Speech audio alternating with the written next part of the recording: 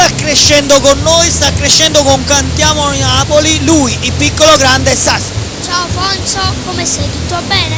Tutto bene, è un piacere averti sempre qui con noi. Sì, sempre Cantiamo Napoli. Allora Sasi, come sta andando la tua vita artistica? Bene? Tutto bene? Si lavora? Sì, sempre si lavora.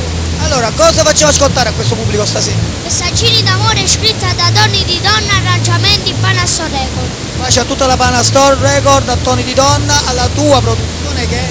Io volevo mandare dei saluti alla mia produzione Antonio Sorrentino, al mio cugino Domenico con la sua fidanzata, mando un forte bacio. Non ci resta allora che mandare il forte bacio più grande di tutti a chi? A Cantiamo Napoli!